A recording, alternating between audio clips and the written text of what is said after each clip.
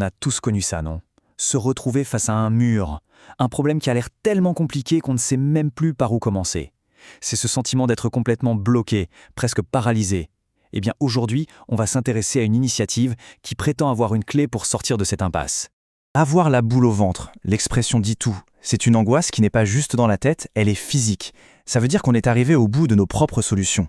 Et c'est justement ce cri d'alarme, ce signal de détresse que le projet qu'on explore aujourd'hui veut entendre.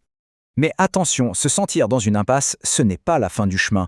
En fait, pour les créateurs de ce projet, c'est tout le contraire, c'est le point de départ. C'est le moment, peut-être le plus difficile, où on admet qu'on a besoin d'un regard neuf. Et ce qui est fou, c'est à quel point ce sentiment touche tout le monde. Les documents qu'on a étudiés insistent là-dessus. Peu importe le statut social, le métier, l'argent, personne n'est à l'abri de se sentir complètement coincé. C'est une expérience qui nous rend tous égaux. Alors face à ce constat universel, une réponse a été imaginée. Et elle porte un nom assez ambitieux. Universalium. Allez, on va voir ce qui se cache derrière cette grande promesse. Le message est clair, direct, du problème à la solution. Ça, c'est une sacrée promesse. Ça ne suggère pas juste un petit coup de main, mais un véritable chemin, un pont pour passer du chaos à la clarté. Et la mention prise en charge immédiate est cruciale, parce que quand on est perdu, on n'a pas de temps à perdre. Bon, en concret, qu'est-ce que c'est? C'est une plateforme dont le but est de devenir un carrefour, un point de ralliement. L'idée, c'est de mettre en réseau ce qu'ils appellent les forces locales. On peut imaginer des artisans, des juristes, des coachs, des psys, bref, toute personne qui a une expertise et qui peut aider pour créer un filet de sécurité réactif et accessible. Et c'est là qu'on touche à un point qui change tout. La phrase est limpide.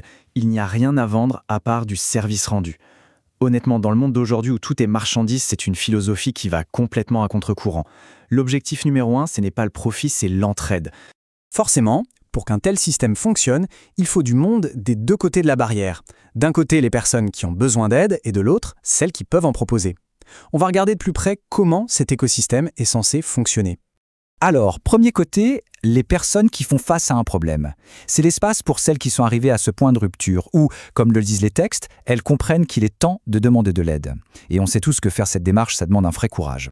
Et pour que les gens osent franchir ce pas, la plateforme met en avant un principe non négociable, le non-jugement. Parce qu'on le sait, la peur du regard des autres, c'est souvent le premier obstacle. L'idée, c'est donc de bâtir un espace de confiance absolue où n'importe quel problème peut être mis sur la table sans aucune crainte. De l'autre côté du miroir maintenant, il y a celles et ceux qui veulent apporter leur pierre à l'édifice. C'est un appel lancé à toutes les personnes qui ont une compétence, une passion, un savoir-faire et qui ont cette envie de s'en servir pour aider les autres à se débloquer. Pour ces experts, en fait, Universalium est présenté comme une sorte de vitrine. C'est l'occasion de mettre en action leur passion, de la partager et d'être reconnus pour leur expertise. Mais pas dans un cadre commercial classique, non, plutôt dans une démarche d'aide concrète, avec un impact direct. D'accord. Donc on a d'un côté des personnes en demande, de l'autre des experts.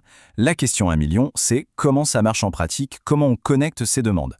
Eh bien le processus se veut vraiment simple. Le parcours se fait en 4 temps. D'abord, on envoie sa demande. Tout commence par un simple email où on explique son problème le plus en détail possible. Ensuite, deuxième étape, l'examen. Ce n'est pas un algorithme qui traite la demande, mais bien un spécialiste du réseau, un être humain.